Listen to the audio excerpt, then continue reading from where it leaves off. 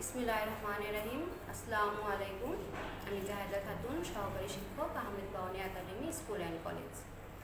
আমি কৃতজ্ঞতা এবং ধন্যবাদ জ্ঞাপন করছি আমাদের শ্রদ্ধেয় অধ্যক্ষ মোশাররফ হোসেন মুন্সি স্যারকে এবং আমাদের টিচার্স বৃন্দকে এবং অনলাইন ক্লাসে যারা যুক্ত আছেন ওনাদের সবাইকে শ্রদ্ধা এবং সালাম জানাই আমার শ্রদ্ধেয় অভিভাবকবৃন্দ এবং আমার প্রিয় শিক্ষার্থীবৃন্দদের। তো আজকে আমি পড়াবো অধ্যায় 1 আমাদের পরিবেশের শক্তি প্রবাহ। এখন দেখো, এই যে শক্তি প্রবাহ, এখানে প্রত্যেকটা জীবের বেঁচে থাকার জন্য শক্তির প্রয়োজন। উদ্ভিদ শক্তি পায়, এখানে একটা ছবি দেখতে পাচ্ছ, একটা উদ্ভিদ শক্তি পায় সূর্য থেকে এবং প্রাণী শক্তি পায় খাবার থেকে। তাহলে শক্তি প্রবাহটা কি হচ্ছে? একটা থেকে আরেকটায় প্রবাহিত হচ্ছে। আমি আবারও বলছি, প্রত্যেকটা জীবের বেঁচে থাকার জন্য শক্তির প্রয়োজন। উদ্ভিদ শক্তি পায় সূর্যের আলো থেকে, প্রাণী শক্তি পায় খাবার থেকে। এখন এই যে শক্তি প্রবাহটা, এটা আসলে উদ্ভিদ থেকে ক্রমান্বয়ে প্রাণীর দিকে প্রবাহিত হচ্ছে। এখন যেটা দেখো, সকল জীবের যে বেঁচে থাকার জন্য যে শক্তির প্রয়োজন, এটা আমরা কিভাবে বুঝব? সকল প্রাণী প্রত্যক্ষ বা পরোক্ষভাবে উদ্ভিদের উপর নির্ভরশীল। তাহলে আমাদের প্রথমে জানতে হবে প্রত্যক্ষ শব্দটা কি আর পরোক্ষ। প্রত্যক্ষ যেটা আমরা সরাসরি হয় সেটাই হলো প্রত্যক্ষ। পরোক্ষ হলো সরাসরি না হয়ে একটা ধাপে ধাপে হচ্ছে, সেটাকেই বলা হচ্ছে পরোক্ষ। তাহলে সকল প্রাণী প্রত্যক্ষ বা পরোক্ষভাবে উদ্ভিদের উপর নির্ভরশীল। আর উদ্ভিদ কি করছে? সূর্যের আলো ব্যবহার করে নিজের খাদ্য নিজেই তৈরি করতে পারে। এখানে সূর্যের আলো আছে, আমাদের বাতাস থেকে পাচ্ছে কার্বন ডাই অক্সাইড,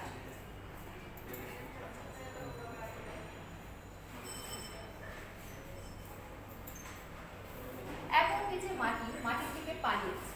তাহলে উদ্ভিদ সূর্যের আলো ব্যবহার করে কার্বন ডাই অক্সাইড এবং পানির সাহায্যে নিজের খাদ্য নিজেই তৈরি করতে পারছে এবং ত্যাগ করছে অক্সিজেন।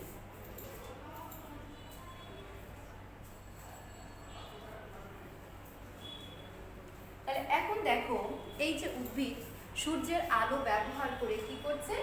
নিজের খাবার নিজেই তৈরি করতে পারছে। খাদ্য শৃঙ্খলের একটা ইম্পর্টেন্ট লাইন হলো, সকল খাদ্য শৃঙ্খল সবুজ উদ্ভিদ থেকে শুরু হবে। তার এখানে ঘাসটা কি? আমাদের সবুজ উদ্ভিদ, যা নিজের খাদ্য নিজেই তৈরি করতে পারছে। এখন আসো, এরপরে ঘাস থেকে দেখো আসছে খাদ্য শৃঙ্খল। তাহলে খাদ্য শৃঙ্খল, ঘাসের পরে আসছে ঘাস ফড়িং। এখানে ঘাস ফড়িং ঘাসকে খাবার হিসেবে গ্রহণ করছে। এরপরে আছে ব্যাঙ। ব্যাঙ কি করছে? ঘাস ফড়িংকে খাচ্ছে। সাপ ব্যাঙকে খাচ্ছে, ঈগল সাপকে খাচ্ছে। তাহলে দেখা যাচ্ছে যে এই যে ঘাস ফড়িং, ব্যাঙ, সাপ, ঈগল, এটা একটা শৃঙ্খলে আবদ্ধ। এই শৃঙ্খলটাকেই আমরা বলতে পারি খাদ্য শৃঙ্খল। তাহলে এভাবে শক্তি কি হচ্ছে? উদ্ভিদ থেকে প্রাণীতে প্রবাহিত হচ্ছে। তাহলে বাস্তু সংস্থানে উদ্ভিদ থেকে প্রাণীতে শক্তি প্রবাহের এই ধারাবাহিক প্রক্রিয়াটাই হলো কি? খাদ্য শৃঙ্খল। আবার বলছি, বাস্তু সংস্থানে উদ্ভিদ থেকে প্রাণীতে শক্তি প্রবাহের ধারাবাহিক প্রক্রিয়াটাই হলো খাদ্য শৃঙ্খল। এখন দেখো, বাস্তু সংস্থানের আগের ক্লাসে তোমাদের আমি বলেছিলাম, তারপর আজকে একটু মনে করিয়ে দেই যে সকল জীব কি করছে? সকল জীব তার বিভিন্ন কারণে জড় বস্তুর উপর নির্ভরশীল। এখানে মাটি, কার্বন ডাই অক্সাইড, সূর্যের আলো সবকিছু কিন্তু জড় বস্তু। তাহলে উদ্ভিদ কি করছে, সকল প্রাণী তাহলে কি বাস্তু সংস্থানে তাহলে কি হচ্ছে যে সকল জীব বিভিন্ন জড় বস্তুর উপর নির্ভরশীল এবং সকল জীবের উদ্ভিদ ও প্রাণীর যে পারস্পরিক যে একটা ক্রিয়া, এই ক্রিয়াটাই হলো ওই স্থানে বাস্তু সংস্থা।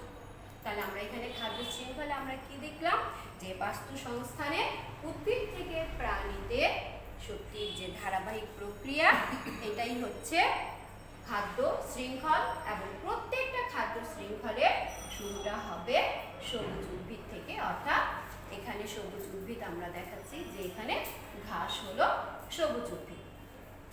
এবার আসো খাদ্য জাল। খাদ্য জালে দেখো একটা খাদ্য শৃঙ্খল এখানে আছে ঘাস, ঘাস ফড়িং, ব্যাঙ, সাপ, ঈগল। এটা হলো একটা খাদ্য শৃঙ্খল। এরপরে আবার আরেকটা আছে দেখো, ঘাস থেকেই শুরু হলো ঘাস ফড়িং, পতঙ্গভোজী পাখি, ঈগল। তাহলে এখানে কি হচ্ছে, এখানে কিন্তু আমি তোমাদের দুটো খাদ্য শৃঙ্খল দিয়ে দেখাচ্ছি, এখানে আরো খাদ্য শৃঙ্খল থাকতে পারে। এখন যে কোনো বাস্তু সংস্থানে অনেকগুলো খাদ্য শৃঙ্খল থাকে। বাস্তু সংস্থানের সকল উদ্ভিদ এবং প্রাণী কোনো না কোনো খাদ্য শৃঙ্খলের অন্তর্ভুক্ত। কি দেখা যাচ্ছে যে একাধিক খাদ্য শৃঙ্খল একত্রিত হয়ে কি তৈরি করছে, খাদ্য জাল। আবার বলি যে কোনো বাস্তু সংস্থানে অনেকগুলো খাদ্য শৃঙ্খল থাকতে পারে। এখানে দুটো আমি দেখালাম। বাস্তু সংস্থানের সকল উদ্ভিদ ও প্রাণী কোনো না কোনো খাদ্য শৃঙ্খলের অন্তর্ভুক্ত। একাধিক খাদ্য শৃঙ্খল একত্রিত হয়ে কি তৈরি করে, খাদ্য জাল। তাহলে আমরা আজকে কি বুঝলাম যে খাদ্য শৃঙ্খল এবং খাদ্য জাল। এখন দেখো খাদ্য শৃঙ্খলের তোমাদের একটা বলেছিলাম যে প্রত্যেকটা খাদ্য শৃঙ্খলের শুরুটা হবে সবুজ উদ্ভিদ থেকে এবং এখানে যদি এলোমেলো ভাবে থাকে যে ঘাস ফড়িং আগে দিয়েছে, ব্যাঙ আগে, ঘাস পরে, সাপ আগে, ঈগল পরে, এই ধরনের যদি এলোমেলো থাকে তখন তোমাদের বলা হয় যে সঠিক ক্রমটা খাদ্য শৃঙ্খলটা তৈরি করো এবং সর্বোচ্চ খাদ্য কোনটি। তো এখানে সাজিয়ে রাখাই আছে যে ঘাস, ঘাস ফড়িং, ব্যাঙ, সাপ, ঈগল। তাহলে এখন তোমরা নিজেরাই বলতে পারবে যে এই খাদ্য শৃঙ্খলটার মধ্যে সবচেয়ে বড় খাদ্যটা আসলে কোনটি। তাহলে এখানে খাদ্য শৃঙ্খলের মধ্যে সবচেয়ে বড় খাদ্যটা হলো, সর্বোচ্চ খাদ্যটা হলো ঈগল। তাহলে আমরা এই খাদ্য শৃঙ্খল থেকেই কিন্তু দুটো প্রশ্নের উত্তর আমরা পেয়ে যাচ্ছি যে প্রত্যেক খাদ্য শৃঙ্খলের শুরুটা হচ্ছে সবুজ উদ্ভিদ থেকে এবং খাদ্য শৃঙ্খলের সর্বোচ্চ খাদ্য কোনটি, প্রত্যেকটা খাদ্য শৃঙ্খলের মধ্যে দেখবে লাস্ট যেটা থাকে সেটাই হলো ওই খাদ্য শৃঙ্খলের খাদ্য।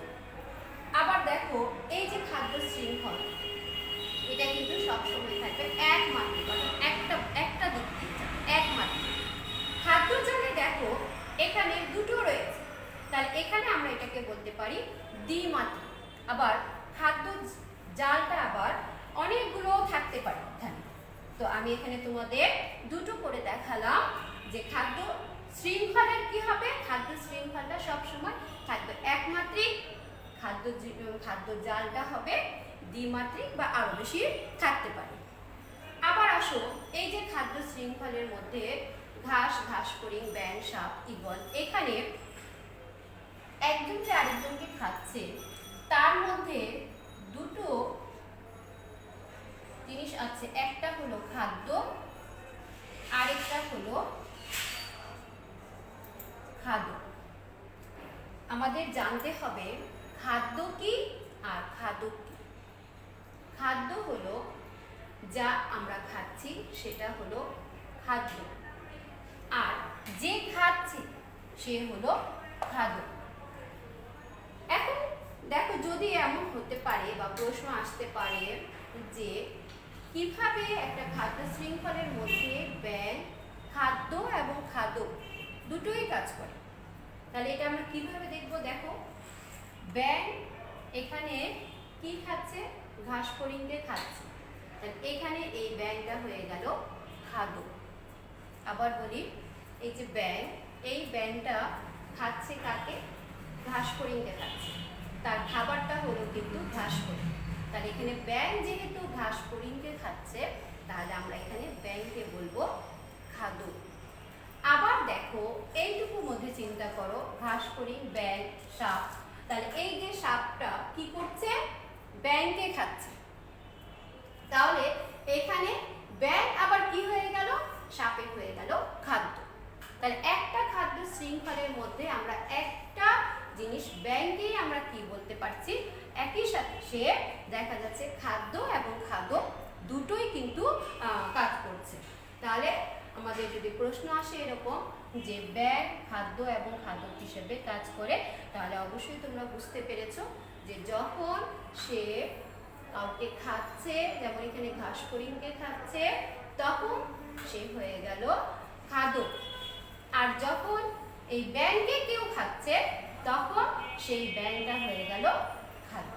তাহলে আশা করি তোমরা খাদ্য এবং খাদক দুটো জিনিসটা বুঝতে পেরেছো। আরেক ধরনের আসে তোমাদের যে খাদ্য শৃঙ্খল এবং খাদ্য জালের মধ্যে 5টি পার্থক্য লেখো বা 6টি লেখো। হ্যাঁ, এই ধরনের সর্বোচ্চ 6টাই আসে, তার বেশি আসে না। প্রথমেই কি করবে তোমরা? খাদ্য শৃঙ্খল এবং খাদ্য জালের সংজ্ঞাটা লিখবে, অর্থাৎ কাকে বলে। আমরা এরই মধ্যে জেনে গেছি যে খাদ্য শৃঙ্খলটা কি আসলে। এখানে বাস্তু সংস্থানে উদ্ভিদ এবং প্রাণী, এটা উদ্ভিদ, বাকিগুলো সব প্রাণী।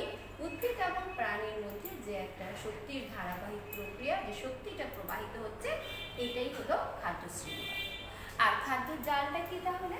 যে খাদ্য জালটা হলো একাধিক খাদ্য শৃঙ্খলে একত্রিত হয়ে কি তৈরি করে? খাদ্য জাল। অর্থাৎ একাধিক খাদ্য শৃঙ্খল একত্রিত হয়ে খাদ্য জাল তৈরি করে। 2 নম্বরে তোমরা লিখতে পারো যে খাদ্য শৃঙ্খল হলো খাদ্য এবং খাদকের সম্পর্ক। আবার খাদ্য জাল হলো অনেকগুলো খাদ্য শৃঙ্খলের সম্পর্ক। এখানে দেখো, খাদ্য শৃঙ্খলের মধ্যে কি হচ্ছে? খাদ্য এবং খাদকের সাথে আমাদের সম্পর্কটা হচ্ছে।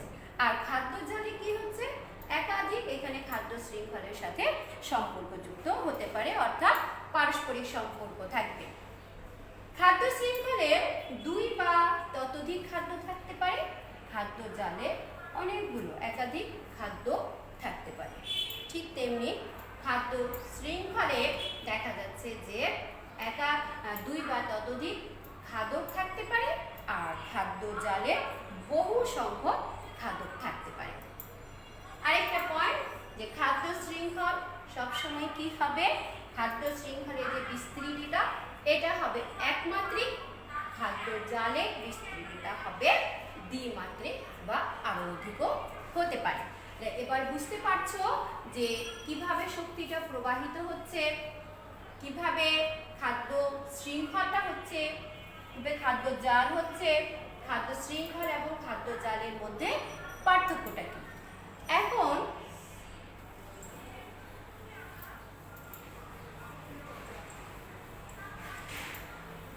আমি তোমাদের যতটুকু বোঝালাম, এই আঙ্গিকেই তোমাদের বাড়ির কাজ দিচ্ছি।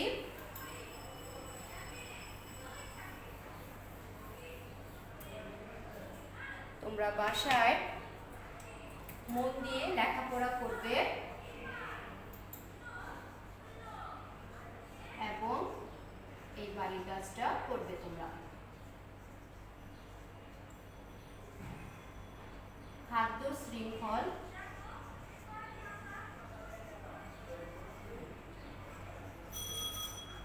কি? খাদ্য শৃঙ্খল এবং খাদ্য জালের মধ্যে 5টি পার্থক্য লেখো।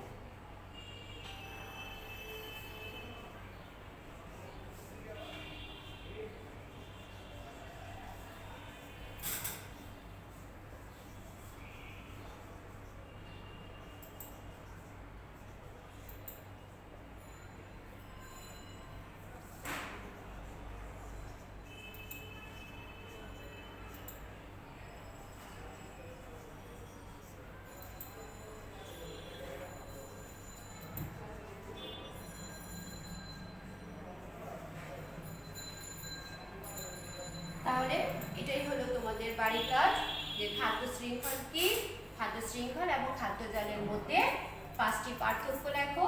এখানে নাম্বার থাকবে 1 এবং 5টা পার্থক্য লিখবে, নাম্বার হবে 5 করে। আর পার্থক্য লেখার মধ্যে একটা জিনিস সবসময় মনে রাখবে, তোমরা পার্থক্য সবসময় এভাবে দাগ দিয়ে মাঝখানে দিয়ে দুটো পার্থক্য লিখবে। এখানে খাদ্য শৃঙ্খল, এখানে খাদ্য জাল, এই পাশে 1 দিয়ে এই পাশে 1 দিবে। এইভাবেই তোমরা পার্থক্যটা লিখবে।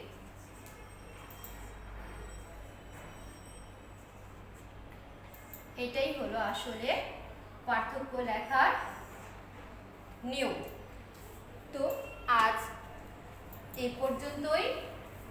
তোমরা সবাই ভালো থেকো, সুস্থ থেকো, মন দিয়ে লেখাপড়া করো। সবাইকে ধন্যবাদ। আসসালামু আলাইকুম।